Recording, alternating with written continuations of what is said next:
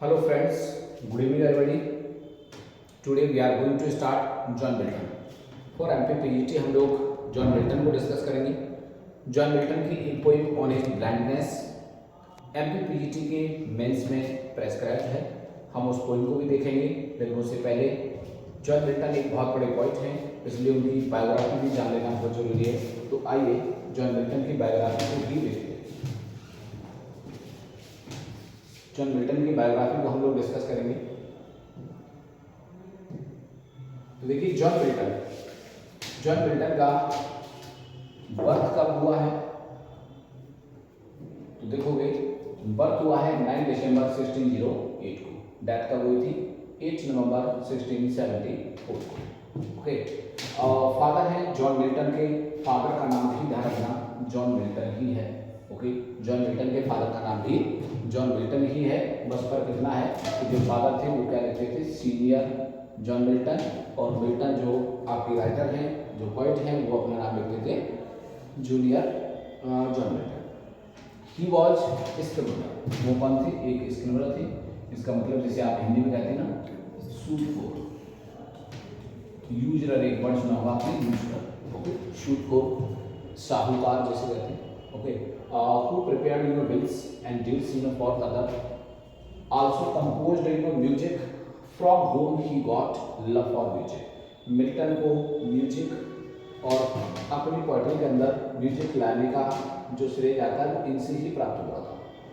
Mother है, mother was Shara Jeffrey. Shara Jeffrey इसकी माँ का नाम है. ओके. शरा जैफरी माँ का नाम था. Sarah Jeffrey, the daughter of a wealthy merchant Paul Jeffrey. जो मदर है सारा जेफरी, ये एक बहुत ही आप कह सकते हैं कि वेल्थी एक मर्चेंट थे जिनका नाम था पॉल जेफरी. उनकी डॉटर हुआ करती थी. Milton was a good student and loved poetry from a very young age. अच्छा, मिल्टन जो था ना एक बहुत अच्छा स्टूडेंट हुआ करता था, यानी कि आप कह सकते हैं कि शुरुआत से पढ़ने में बहुत अच्छा था और पोएट्री से इसको बचपन से ही लगा था. He received private tuition at home. इसको घर पर ही यानी प्राइवेट ट्यूशन दिला करके इसकी जो इनिशियल स्टडी थी उसे कराया गया from A Scottish tutor. Okay. एक ट्यूटर थे जिनका नेम क्या है, थॉमस यंग नाम के एक ट्यूटर थे. उनसे यानी क्या किया गया कि उनको होम ट्यूशन दिलाया गया. हु हेल्प्ड ऑन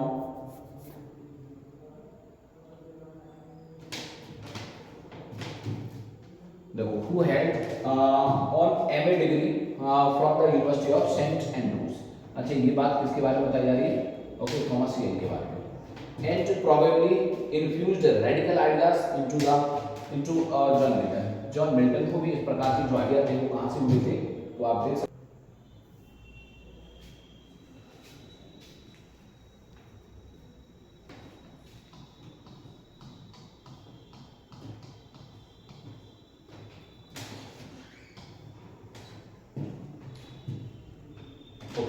तो क्या देखो, he received private tuition at home initially from A Scottish.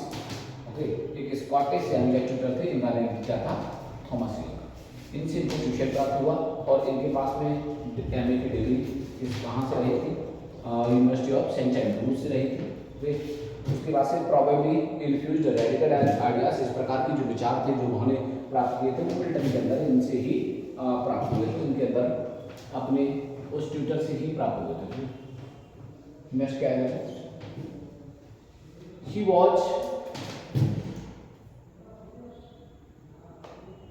was one. Okay. ये क्या है, ये आप यहाँ पे इसको यहाँ रखो. he was one of the 6 children from his parents. अच्छा, जो जॉन मिल्टन के पेरेंट्स हैं, उनकी जॉन मिल्टन के जो सिबलिंग्स हैं वो कितने थे, 6 थे. Okay. And he had an elder sister. इसकी मिल्टन की एक एल्डर सिस्टर थी जिसका नाम क्या था, Ann. Okay. And younger brother, okay, named Christopher नाम का एक छोटा भाई था और एनी नाम की एक इसकी बड़ी सिस्टर थी. ही आल्सो हैड अदर सिबलिंग्स. और भी सिबलिंग्स थे who had died in infancy, लेकिन वो बचपन में ही उनकी डेथ हो गई थी.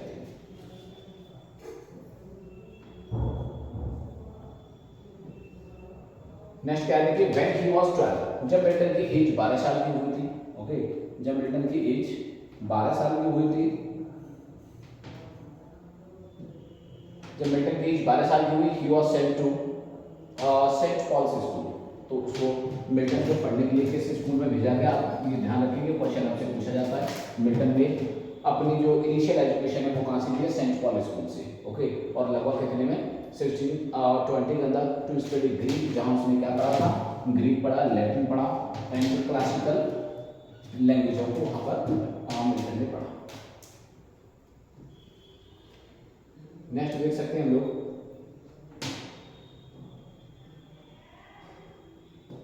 नेक्स्ट है देखो, ही बिकेम फ्रेंड विद डायोटी। ध्यान रखेंगे, डायोटी नाम का इसका एक बचपन का अपना मित्र था। डायोटी जॉइंट ऑक्सफोर्ड इन 1621। 1621 में डायोटी ने ऑक्सफोर्ड को ज्वाइन किया था एंड मिल्टन जॉइंट कैम्ब्रिज, और मिल्टन ने कैम्ब्रिज को ज्वाइन किया था।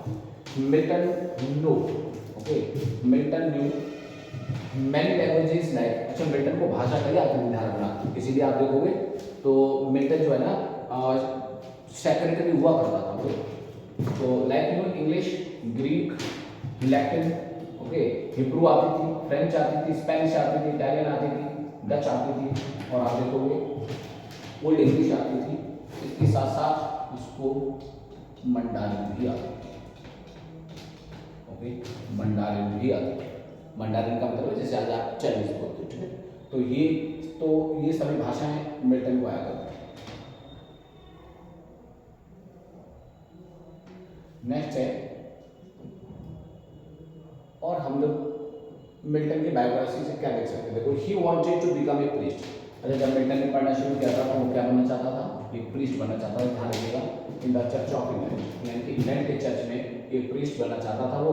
Therefore in 1625 he admitted to Christ church, okay, Christ church college eight Cambridge.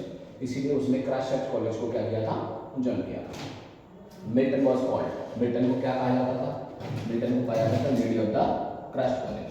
Okay, तो lady of the Christ college के नाम से मिल्टन को जाना जाता है। क्वेश्चन कर लिया जाए कि lady of the Christ college किसको कहा जाता है, तो आप जवाब दे सकते हैं जॉन मिल्टन को कहा जाता है।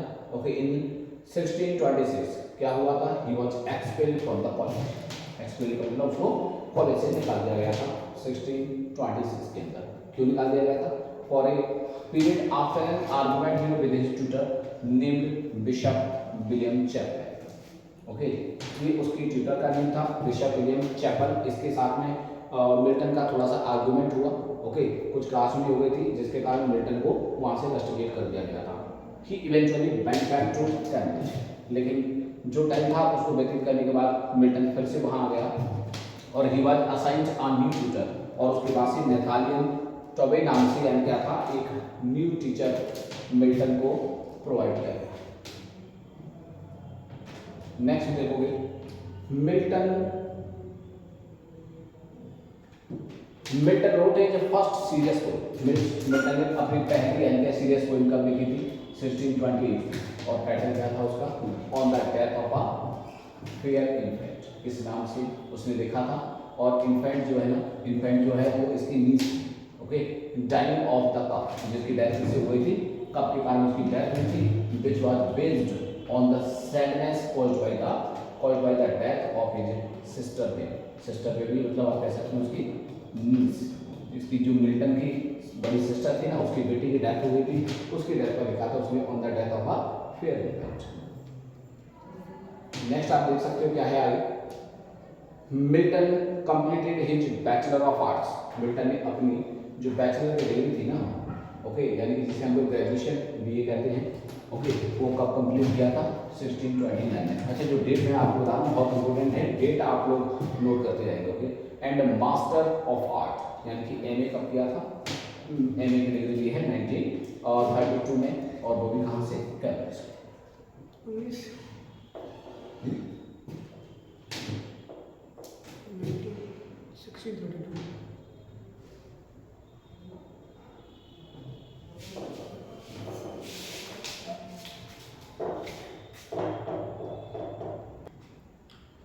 ओके, तो मिल्टन ने अपना ग्रेजुएशन कब किया है, 1629 में, एंड मास्टर डिग्री कब लिया है इसने, ये बाई मिस्टेक हो गया है 1632, ओके 1632 में एट कैम्ब्रिज से इसने क्या किया है, ग्रेजुएशन एमए किया हुआ है।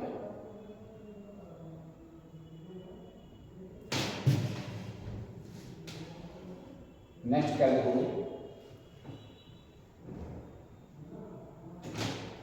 ऑन December 25, ओके 25 दिसंबर को 1629 में, okay at the age of 21 की एज में क्या हुआ था, ही कंपोज्ड, उसने एक ओड लिखी थी, odd on the model of Christ nativity के नाम से। ध्यान रखना सबसे ज़्यादा पूछी जाने वाली ओड है, आपको पता होना चाहिए। यहाँ से 3 से 4 टाइप के क्वेश्चन बनाएगा। किस प्रकार से कि मिल्टन ने जब odd on the model of Christ nativity लिखी थी, मिल्टन की एज क्या थी। तो ध्यान रखना ये क्वेश्चन कई बार एग्जाम आया हुआ है, तो आपको पता होना चाहिए उस टाइम मिल्टन की एज क्या थी, 21 थी। या फिर आपसे पूछ सकता है कि 25 1629 को मिल्टन ने एक ओड लिखी थी, नाम क्या था। तो दोनों तरीके से आपको पता होना चाहिए। नेक्स्ट क्या है कि जो first published poem, okay Milton की पहली पब्लिश्ड जो पोएम है वो क्या है, ऑन शेक्सपियर के नाम से इसकी एक वर्क रहा है। इसको कहते हैं क्या, मिल्टन का फर्स्ट पब्लिश वर्क है, ओके। और जो ये कब आया था, 1630, ओके। लास्ट ईयर के आप देख सकते हैं, लास्ट ईयर के टीचिंग में पूछा हुआ है तो मिल्टन का फर्स्ट पब्लिश वर्क कौन सा है, तो वर्क था 1639 पर, ठीक है। Anonymously included in the second volume of Shakespeare, okay in 1632 के अंदर, ओके शेक्सपियर का जो एक सेकंड वॉल्यूम आया था उसके साथ ही ये भी पब्लिश हुआ। नेक्स्ट अगर हम लोग देखें तो क्या है हमारे पास, देखिएगा इन अप्रैल 1637, ओके 1637 में क्या हुआ, हिज मदर सारा जेफरी मिल्टन डाइड, उसकी माँ सारा जेफरी की डेथ हो जाती है, ओके इन नवंबर। उसके बाद से क्या होता है 1673 ही रोट द पोएम, याद रखेंगे इस डेट को। 1673 में क्या हुआ था, लिसिडास पोएम लिखी थी, और लिसिडास पोएम बहुत ज़्यादा मशहूर है, इसलिए आपको पता होना चाहिए। काफ़ी बार पूछी जाती है लिसिडास पोएम कब लिखी गई थी, ओके। आप पेस्टोरल इलेजी। दूसरा आपसे पूछा जा सकता है कि ये पोएम का जॉनरा क्या है, ये पोएम क्या है, तो आप बता देंगे ये क्या है, एक पेस्टोरल इलेजी है, okay. For is friend, okay Edward king. अच्छा ये किसके ऊपर लिखी हुई है, किसकी डेथ पर लिखी हुई है, तो आप बता सकते हैं एडवर्ड किंग नाम का इसका एक मित्र था, उसकी डेथ पर लिखी है। Edward King died at the age of 42। Edward King था, उसकी डेथ कहाँ हुई थी, तो 42 की एज में उसकी डेथ हो गई थी। और जो एडवर्ड किंग था वो भी एक अच्छा कंपोजर हुआ करता था, यानी कि वो भी एक अच्छा राइटर था, ध्यान रखिएगा, वो सॉन्ग लिखा करता था। इन जुलाई 1639 Milton wrote an elegy in Latin, क्या था, एपिटाफियम, ओके एपिटाफियम। और डायोनिस इस नाम से मिल्टन ने लैटिन भाषा में क्या लिखा, एक पोएम को लिखा। फॉर ए चाइल्डहुड फ्रेंड, और किसके लिए लिखा था, चार्ल्स डायोटी, इसका एक बचपन का मित्र था, उसके लिए लिखा, ठीक है। Who died during Milton's European tour, उसकी डेथ जब मिल्टन यूरोपियन टूर पर था उस समय डेथ हो गई। नेक्स्ट आप लोग देख सकते हो Milton married thrice in his life, Milton की 3 बार शादी हुई थी अपनी लाइफ में, ओके। तो क्या है, फर्स्ट जो वाइफ थी मैरी पावेल, ओके कब शादी हुई थी, 1642 में, और इसकी डेथ कब हो गई थी, 1652 में मैरी पावेल की डेथ हुई थी, मैरी पावेल की डेथ हो गई थी। मैरी पावेल के बाद से क्या हुआ, कैथरीन वुडकॉक से शादी हुई 1656 के अंदर, डाइड इन 1658, लेकिन उसकी भी डेथ हो गई कब, 1658 के अंदर। अच्छा इन दोनों की डेथ अगर आप देखोगे तो कैथरीन वुडकॉक की डेथ एक बच्चे को जन्म देते टाइम हुई थी, और मैरी पावेल की डेथ भी उसी तरीके से हुई थी। उसके बाद से एलिजाबेथ विंसोर से शादी की थी 1662 के अंदर। तो इस प्रकार से देखोगे मिल्टन ने 3 बार शादी की हुई है। नेक्स्ट देखोगे in 1642 when he married to Mary Powell, actually हुआ क्या था, जब उसने मैरी पावेल से शादी की थी कब की थी, 1642 के अंदर, ओके। तो क्या हुआ, he was at the time he was 34, उस समय मिल्टन की एज कितनी थी, 34 की, और जो मैरी पावेल थी उसकी एज कितनी थी, मात्र 17 साल की थी। क्या हुआ उसके बाद से, his marriage was not satisfied, शादी दोनों में जो शादी थी ना वो सेटिस्फाइड नहीं हुई, and Mary Powell return to his father's house. Mary Powell जो थी वो अपने पिता के घर वापस लौट गई, क्योंकि अपने पिता के घर वापस लौट गई, और उसके बाद से क्या होता है, and she came back in 1945। उसके बाद 1945 में फिर दोबारा से इनमें एक समझौता हुआ, आप कह सकते हैं, और मैरी पावेल 90 क्या लिखो इसको भी,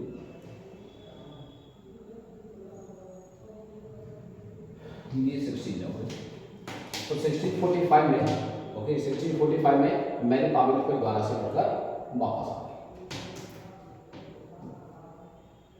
नेक्स्ट देखोगे, नेक्स्ट क्या है,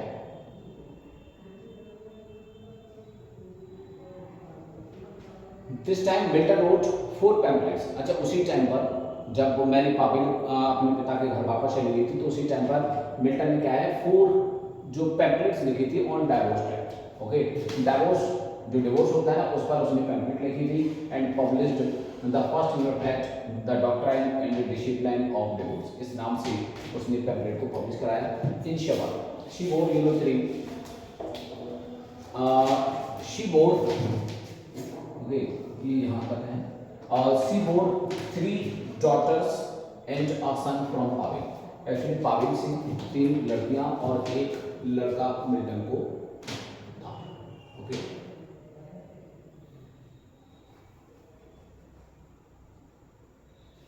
अगर नेक्स्ट हम लोग देखें मिल्टन की बायोग्राफी से रिलेटेड, आपको शायद कोई डाउट नहीं रहेगा इसके बाद से। इन 1644 के अंदर Milton wrote of education. Milton ने एक पोइम लिखी थी, सॉरी पोइम नहीं आप कह सकते हैं, प्रोज वर्क था ये। ओके, क्या था, प्रोज वर्क, ठीक है, जो एजुकेशन के ऊपर था। ओके, तो इसने एक प्रोज वर्क लिखा ऑफ एजुकेशन के नाम से, और एक था एरोपैजिटिका।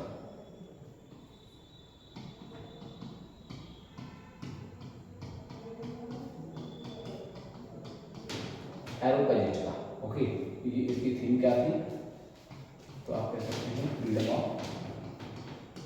फ्रीडम ऑफ प्रेस के ऊपर था। तो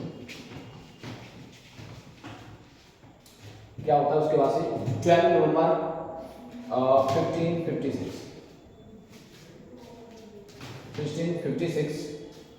solemnized she proved to be faithful and good wife। अच्छा, यहाँ से कुछ लाइनें बाय मिस्टेक मिस हो गई है, आप इस लाइन को छोड़ दीजिएगा।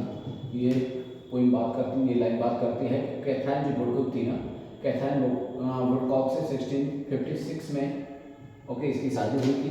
ओके, तो शादी जो है ना सोलेमनाइज हुई। सोलेमनाइज का मतलब होता है संपन्न होना कोई।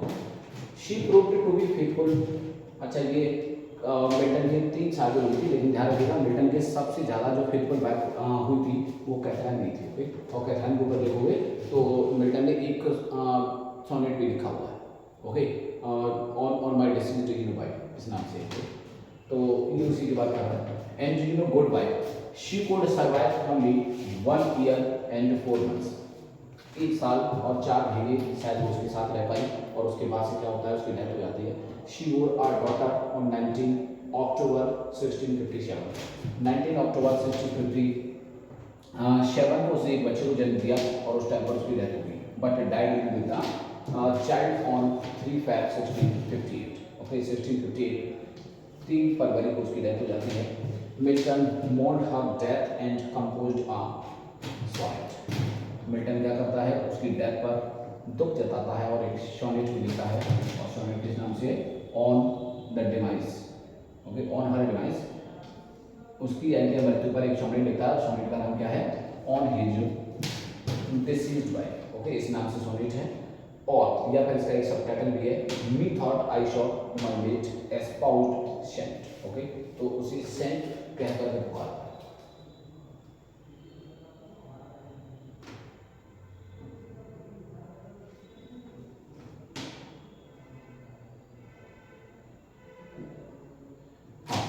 तो in 1658 he started writing Paradise Lost. बहुत ज़्यादा इंपॉर्टेंट बात है, आप याद रखेंगे। पैराडाइज लॉस्ट मिल्टन की सबसे मशहूर पोएम है, ठीक है, और इस एपिक को उसने कब लिखना शुरू किया था, 1658 को। Composed by his daughter Mary Poppin. अच्छा, मैरी पॉपिन से जो शादी हुई थी उसकी जो डॉटर थी मिल्टन की, उसका नाम है मैरी पॉपिन था ध्यान। ओके, तो मैरी की हेल्प से ही उसने क्या किया था, मैरी की हेल्प से ही और पैराडाइज लॉस्ट को लिखा था। Okay, when he chanced to meet Elizabeth Minshull, okay, who he married on 24th Feb 1662। 1662 को क्या हुआ था, उसकी मुलाकात एक मिन्सोल, एलिजाबेथ मिन्सोल नाम की क्या होता है, एक इस लड़की से होती है और उसके बाद से मिल्टन इसे भी शादी कर लेता है।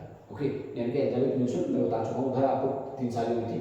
When he was around, अच्छा उस समय पर मिल्टन की इस डबल क्या रही थी, 54 की थी और Elizabeth okay in her 20s। और एलिजाबेथ जो मिन्सोल है उसकी उम्र लगभग उस समय पर 20 की आसपास की एज में थी। At the time of marriage she proved to be a good and affectionate wife to him but could not bear any child. अच्छा, एलिजाबेथ मिन्सोल भी उसके लिए एक अच्छी वाइफ बन करके रही, लेकिन उसे कोई उसका बच्चा प्राप्त नहीं हुआ। Okay, he completed paradise lost in 1665। याद रखेंगे पैराडाइज लॉस्ट कब कंप्लीट हुआ है, 1665 को पैराडाइज लॉस्ट को कंप्लीट किया। नेक्स्ट देखोगे क्या है, इन 1667 ही पब्लिश्ड पैराडाइज लॉस्ट। याद रखेंगे सबसे इंपोर्टेंट डेट है। ओके, पैराडाइज लॉस्ट कब पब्लिश हुआ है, आपसे मुझे लगता है कि हर किसी एग्जाम में पूछा जाता है कि पैराडाइज लॉस्ट को कब पब्लिश किया गया भाई, 1667 को पैराडाइज लॉस्ट जो थी ना, ओके, पैराडाइज लॉस्ट जो पोइम है जो एक थी ये पब्लिश हुई थी। और पैराडाइज जो लॉस्ट बुक आई थी ना, डिवाइडेड इनटू 10 बुक्स। याद रखेंगे जब पहली बार पब्लिश हुई थी तो 10 बुक्स में आई थी and considered as one of the great epics English language. English language में शायद सबसे बड़ी सबसे महान एपिक इसको माना जाता है। He came out with a sequel to this epic Paradise. अच्छा, उसके बाद से क्या हुआ, सीक्वल जानते हैं, सीक्वल का मतलब इसका नेक्स्ट पार्ट। तो जो पैराडाइज लॉस्ट है ना उसका नेक्स्ट पार्ट लिखा उसने किस नाम से लिखा था, पैराडाइज रीगेन के नाम से। और कब लिखा, 1671 में ये वर्क आया था। और 1671 में क्या हुआ था, इन द सेम ईयर, उसी समय पर यानी कि इसी टाइटल इसी वर्क के अंदर आप इसी कलेक्शन में देखोगे तो क्या था, एक अनदर वर्क था। ओके, इस title he wrote another piece titled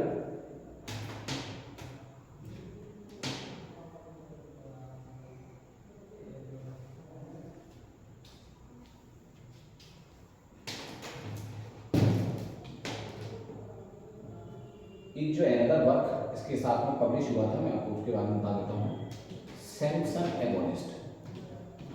okay, Samson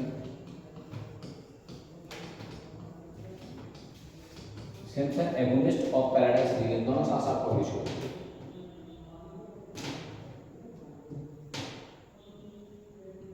next क्या देखेंगे, 1673 में क्या हुआ, Milton published a collection of poems. Milton ने फिर से एक पोएट्री का कलेक्शन, एक पोएम का कलेक्शन जो है पब्लिश कराया, that he had written in 1645 में लिखा था, लेकिन पब्लिश कब कराया था, 1637 के अंदर। Okay, with introduction in Latin and also a collection of letters, okay, that he had pen during his college, okay, college days in Cambridge. Cambridge के अंदर जब वो पढ़ता था उस टाइम पर उसने कुछ लेटर्स लिखे हुए थे, उनको पब्लिश कराया था। Milton died on November 8, 1674। 8 नवंबर 1674 को यानी कि मिल्टन की डेथ होती है and was buried in the church of guys.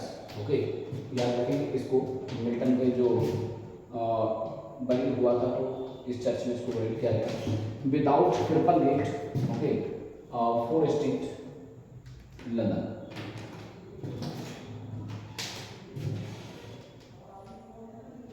तो ये मिल्टन की बायोग्राफी से कुछ क्वेश्चंस और कुछ इंपॉर्टेंट डेट्स थी। उम्मीद करता हूँ कि आपको ये वीडियो पसंद आया होगा। आगे हम मिल्टन की एक पोएम जो MPPET में प्रेस्क्राइब्ड है, Paradise Lost, no I think on his blindness, या तो ऑनेस्ट ब्लाइंडनेस को हम लोग डिस्कस करेंगे। Thank you, bye.